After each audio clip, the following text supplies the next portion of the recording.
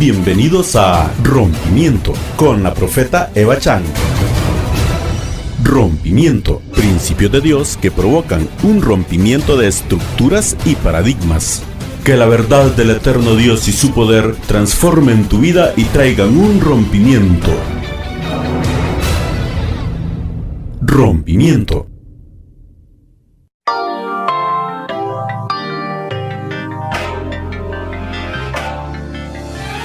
Bienvenidos a su programa Rompimiento, a través del cual te estamos trayendo rompimiento de estructuras y paradigmas que te limitan a vivir en abundancia. Les saluda Cilia Salgado.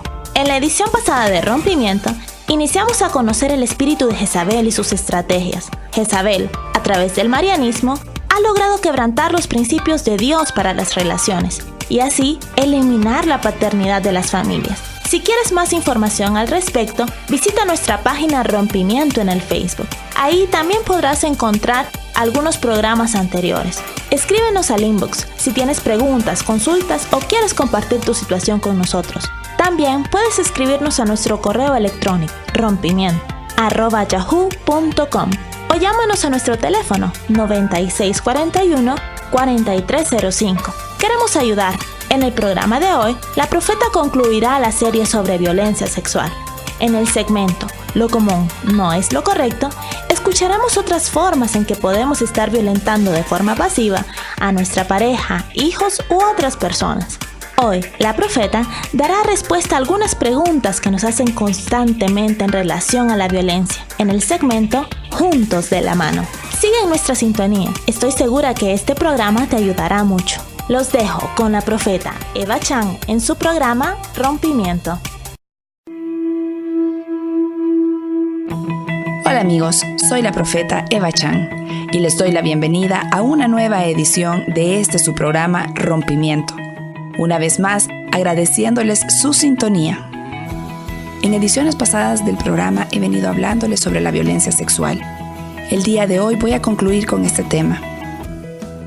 Pero antes de poder comenzar, quiero recordarte que si estás siendo víctima de violencia física o de violencia sexual, ya seas tú, tus hijos, algún familiar, algún amigo, algún vecino, algún conocido, alguien que tú tengas cercano, recuerda que debes denunciarlo, que no debes callar. Cualquier delito debes denunciarlo ante las autoridades correspondientes. Los mejores amigos de la violencia son la indiferencia y el silencio. Así que no puedes quedarte callado. Si estás siendo víctima o conoces a alguien que esté siendo víctima de violencia, denuncia. A continuación, lugares donde puedes recibir ayuda. Policía 911, Ministerio Público 2221-8215, Oficina de Asistencia Legal a la Mujer y al Menos Desprotegido 2235-5028, Consultorio Jurídico Gratuito 2257-3695 y la posta policial de su barrio, colonia o comunidad. Lo común no es lo correcto. Lo común no es lo correcto. Antes de poder seguirles hablando sobre violencia sexual, quiero detenerme a darle algunos otros ejemplos de lo que son acciones de violencia pasiva. Hasta ahora, les he dado una descripción de 3 acciones pasivas que violentan a los demás y que resultan ser muy frecuentes en nuestras relaciones cotidianas.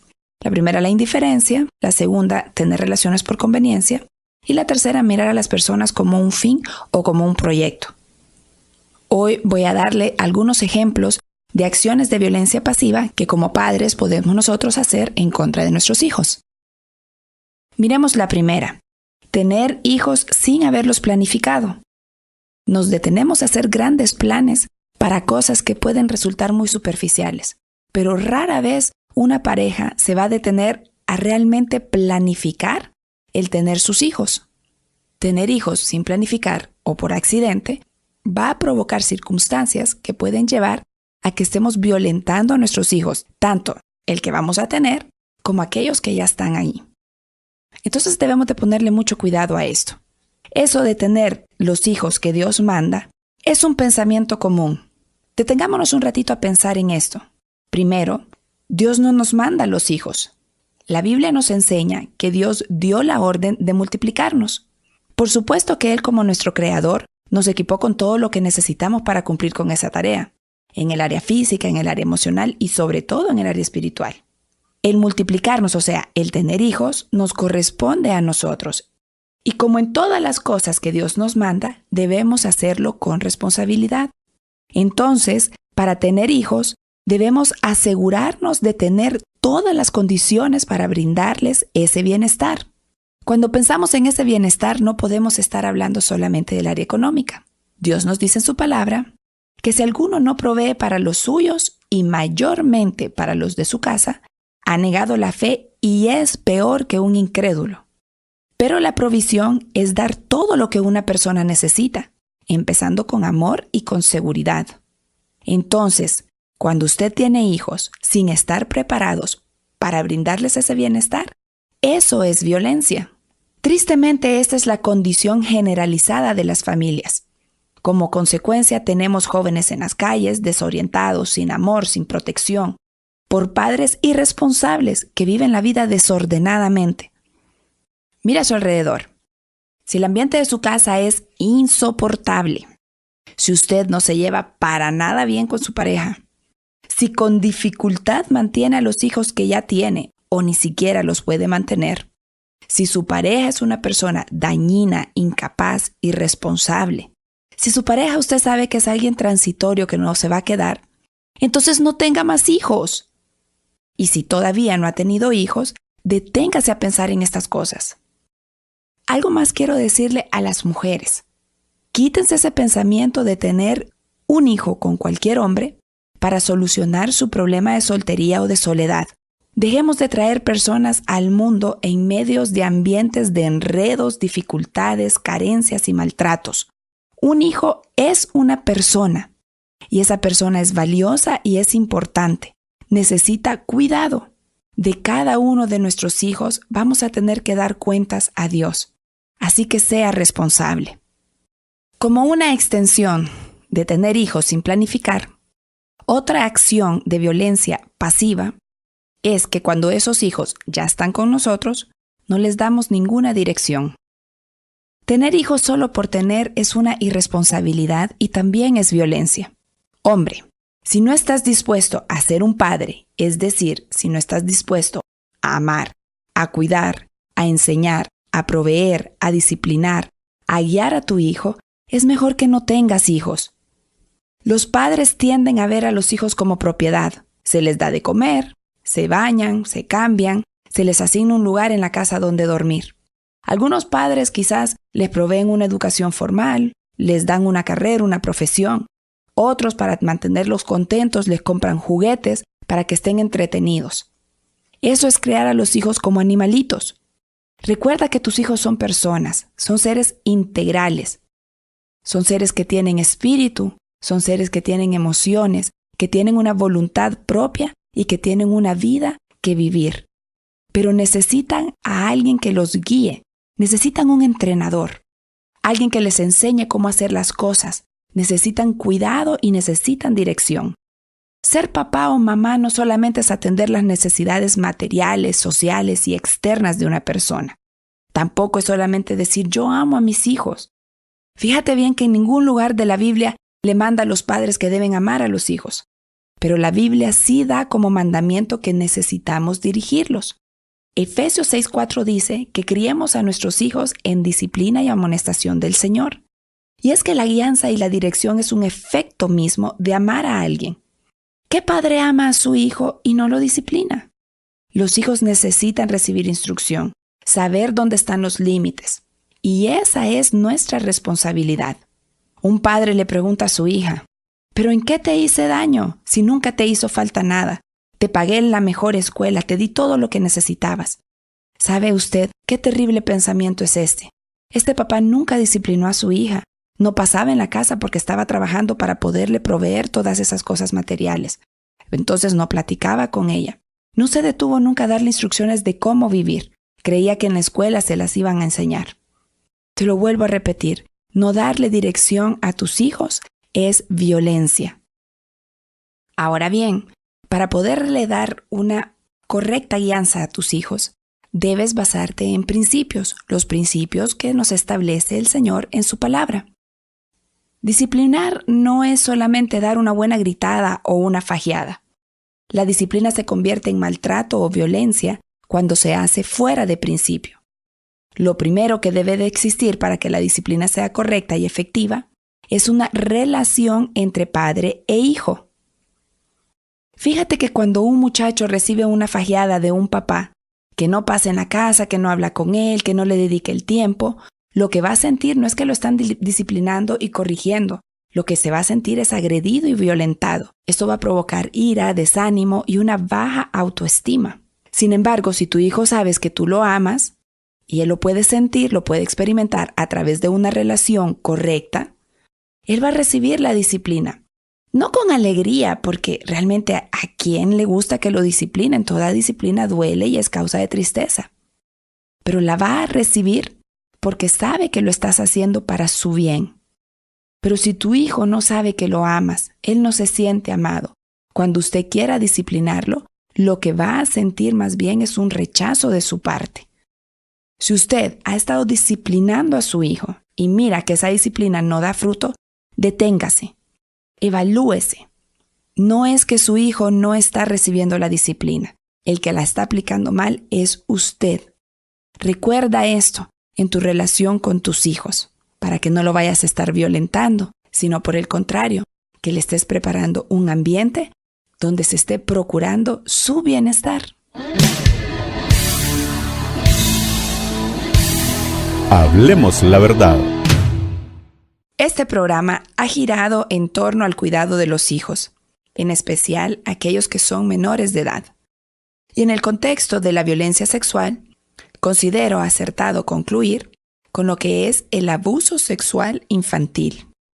Este no es un tema fácil de compartir, pero es importante sacarlo a la luz y exponerlo, con el fin de procurar hacer todo lo que tengamos que hacer para detenerlo. El abuso sexual a menores también es conocido como pederastia y pedofilia. Este es un problema serio a nivel mundial y en la realidad no se trata con la debida severidad, lo que ha permitido que vaya empeorando. Tanto es así que hay grandes negocios que giran alrededor del abuso infantil, como ser la pornografía infantil y la prostitución de niños, que se ve muy reflejado en la trata de blancas. Y aunque nos escandalizamos al escuchar noticias de este tipo, la verdad es que los mayores abusos a niños se dan en lo interno de nuestras familias. Y de esos casos nadie dice nada y nadie hace nada. Predomina la indiferencia, el silencio y la complicidad. ¿Por qué si el abuso infantil es tan atroz y abominable no es denunciado ni confrontado? Esta actitud de silencio obedece a muchas cosas.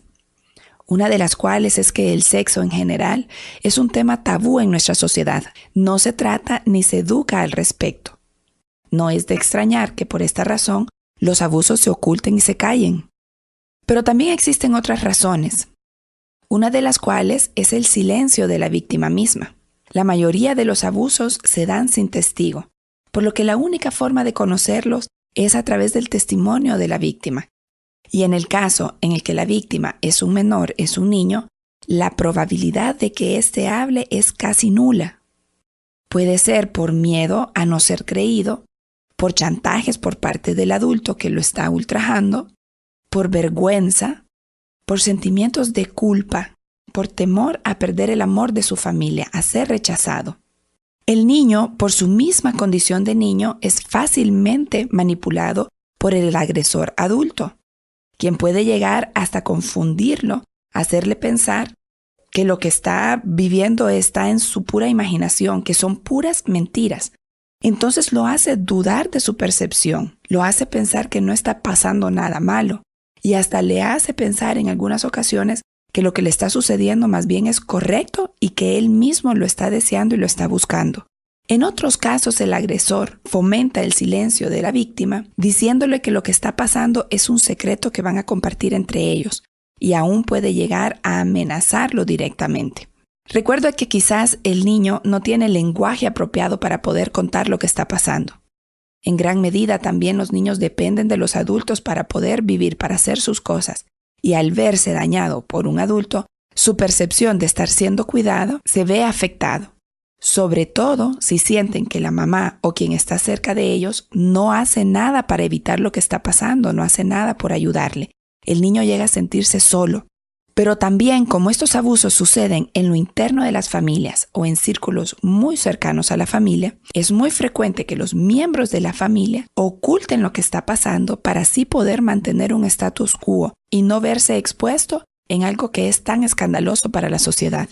En el caso de muchas madres de estos niños que están siendo abusados, prefieren callar para no perder la seguridad de un hombre a su lado, ya puede ser por situaciones financieras o simplemente por la falsa idea de una seguridad que le brinda un hogar. Se han visto ya muchos casos en los que madres son condenadas por complicidad, porque cualquiera que se haga cómplice de un violador de menores resulta ser peor que el mismo agresor. Ver que te están dañando a tus hijos y no hacer nada al respecto es pura maldad. Hay casos que son tan inverosímiles en que la mamá no solamente no denuncia, sino que más bien es quien promueve el abuso para que el marido esté tranquilo y las deje a ellas en paz. Al no considerar a los niños como personas, sino como propiedad de alguien, como propiedad de los papás, se les pisotea su dignidad. Por lo general, los adultos se ponen por encima de los niños y en vez de cuidarlos y protegerlos, se les utiliza para satisfacer sus propios deseos. Esto debe parar. El abuso sexual constituye una experiencia traumática. Es un atentado contra la integridad física y psicológica del niño. Y como el proceso formativo y de desarrollo del niño es truncado, las secuelas perduran hasta que ellos son adultos. El niño pierde control de su sexualidad, lo que lo puede llevar a desarrollar desórdenes sexuales como ser prostitución, homosexualismo, agresividad sexual, masturbación compulsiva, juegos sexuales, promiscuidad sexual, o incluso pueden llegar a buscar ser la pareja de un abusador. El niño pierde su autoestima y su identidad, llega aún a sentirse hasta esclavizado, pierde sus puntos de referencia afectivos, ya no sabe quién lo ama, ya no sabe en quién puede confiar. Todo este abuso los va a llevar a la promiscuidad sexual y aún el trauma de lo que están viviendo los puede llevar a intentar suicidarse. ¿Qué ambientes y circunstancias propician el abuso infantil? Por lo general, familias disfuncionales. Básicamente, se identifican dos situaciones dentro de las familias en las que puede promoverse este abuso a menores. La primera, donde el padre es la figura dominante y su comportamiento es autoritario y puede llegar a ser hasta violento. Pero la madre adopta una posición pasiva y sumisa. Por lo general, la madre tiende a manipular a través de enfermedades físicas o psicológicas, y ella misma se margina del grupo familiar. En este tipo de familias, una hija toma el papel o el lugar de la madre. Por otro lado, se puede dar en familias donde los papeles están invertidos, donde la mujer es la figura dominante y el varón adopta una posición subordinada y dependiente. Entonces se alinea psicológicamente con los hijos y empieza a buscar el consuelo afectivo de alguna de las hijas. El abuso infantil siempre se va a dar en un ambiente de desorden. Por muy estable que la familia pueda parecer, si se está permitiendo o se está promoviendo el abuso a los niños, ahí ya hay un desorden. Pero la apariencia estable de una familia lo que va a hacer es dificultar la detección de ese abuso. ¿Qué cosas son las que necesitamos nosotros conocer e identificar en los niños o adolescentes que nos puedan decir que están sufriendo algún tipo de abuso? Básicamente tiene que observar dos cosas. Primero, problemas en su conducta. Y segundo, dificultades emocionales. Los problemas de conducta pueden ir desde el fracaso escolar, dificultad para concentrarse, la negativa de hablar, la tendencia a mentir, los ataques de ira, las conductas autolesivas cuando el niño empieza a lastimarse a sí mismo, la excesiva reactividad sexual que puede llevarlo hasta la promiscuidad. Las dificultades emocionales pueden ser el miedo, la depresión, la ansiedad, la baja autoestima, los sentimientos de impotencia, la desconfianza. Se vuelven irritables, pasan enojados, amargados. Se les dificulta recibir y dar muestras de cariño. Todo este estrés se ve reflejado en trastornos físicos, como ser dolores de cabeza, dolores de estómago, se les ve afectados hasta el sueño e incluso pueden llegar a tener pesadillas constantes. Como pueden ver, el daño que ocasiona el abuso en un niño es tremendo, es terrible. Dada la edad que tiene el niño, no tiene aquella habilidad para poderse defender. ¿Qué debemos hacer ante el abuso infantil? Primero que todo, y como siempre decimos, hay que denunciarlo. Hay que pararse y confrontar al agresor. Hay que retirar al niño y alejarlo del agresor mismo. No puedes callarte simplemente por conveniencia. No puedes callarte por vergüenza a que otros se den cuenta. Entonces, lo primero que hay que hacer con el abuso a menores es detenerlo. Busca las autoridades correspondientes. Busca quien te pueda ayudar. En segundo lugar, es imperativo que busques ayuda, tanto para ti como para tu hijo o tu hija que ha sido violentada, como para tu familia también. No tengas vergüenza de contar lo que te está sucediendo, siempre y cuando a quien le cuentes te pueda ayudar. Necesitas buscar ayuda. Busca ayuda de gente que no te va a dar el consejo que te quedes en el mismo lugar, que no te va a aconsejar que empieces solamente a orar a esperar que cambien las cosas.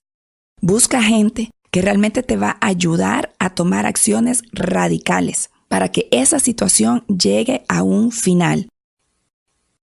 Y en tercer lugar, denuncia al agresor ante las autoridades competentes. Recuerda que si es un delito, no puedes quedarte callado. Necesitas denunciarlo. Pero debes de ir más allá en tu pensamiento. Si esta persona no encuentra límites, si a esta persona no se le pone un alto, muy seguramente va a encontrar otra víctima y va a seguir haciendo daño. Así que haz lo que te corresponde y denúncialo. No te pierdas ediciones futuras del programa, en las cuales voy a enseñar principios que nos ayudan a salir de estas situaciones tan traumáticas y que nos pueden ayudar a sacar a otros de estas situaciones. Pero también, si tú fuiste víctima de abuso sexual cuando eras un niño o cuando eras una niña, no dejes de sintonizarnos. Necesitas escuchar lo que la palabra de Dios tiene que decir al respecto. Y me pongo a tu disposición para poderte ayudar en todo lo que nosotros podamos. Así que contáctanos a través de cualquiera de nuestros enlaces. Pero hagas lo que hagas, no te quedes callado. No te quedes pasivamente sin hacer nada. Reacciona, busca ayuda. Amigos y amigas, les saluda Cilia Salgado. En este segmento, la profeta Eva Chan responderá a algunas preguntas que con frecuencia nos hacen en nuestros enlaces. Una de las más frecuentes es ¿por qué en una situación de violencia no es suficiente orar y esperar en Dios?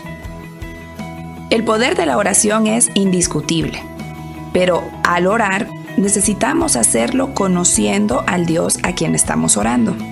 Primero, Dios es un Dios justo. Para que pueda existir la paz, primero debe haber justicia. Segundo, lo más importante para Dios es la dignidad de cada persona, por lo que Él no está de acuerdo con ninguna acción que cause daño a nadie. Tercero, los efectos de la violencia son terribles, los inmediatos, pero aún peor los que son a largo plazo. Entonces, ora para que la situación cambie. Pero mientras tanto debes actuar. Pon un alto a aquello que te está dañando.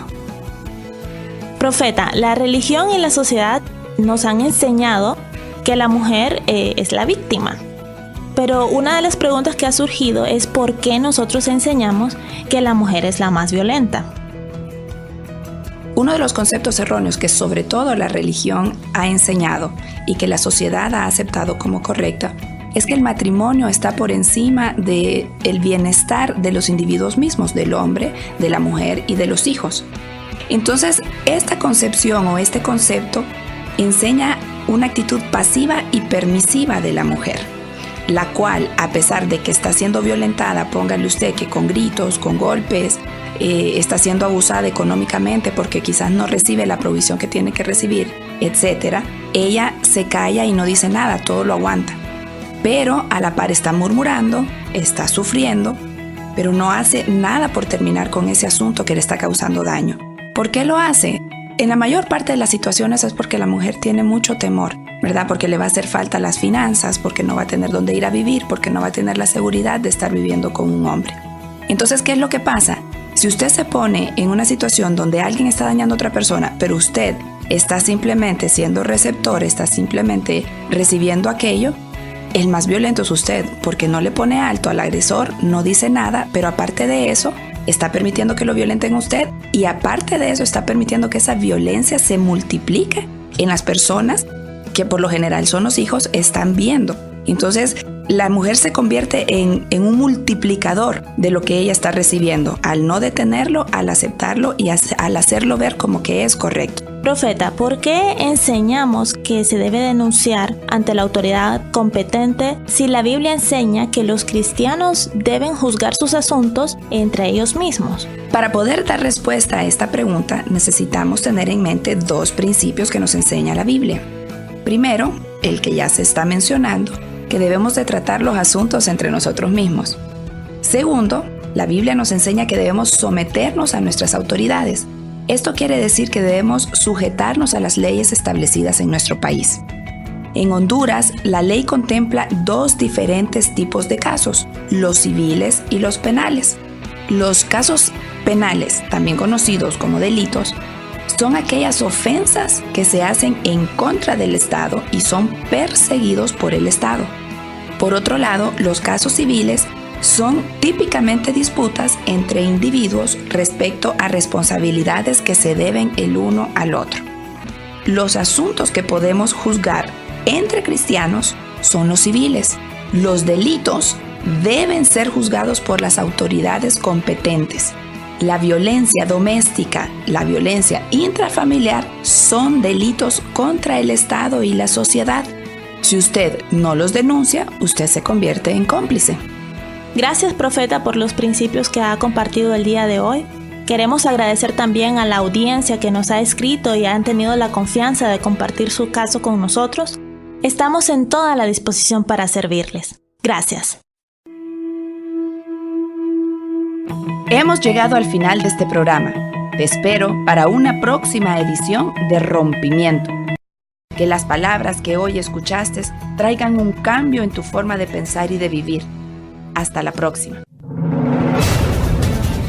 Ha sido un placer estar con ustedes hoy. Si te identificas con la palabra de hoy, si te encuentras en alguna situación de violencia, abuso a tu dignidad y tienes alguna consulta o comentario, escríbenos al respecto. Tendremos mucho gusto en ayudarte. Escríbenos a nuestro correo electrónico rompimiento@yahoo.com o visítanos en nuestra página de Facebook, Rompimiento. Esta es una producción de Ministerio Centro Conquista.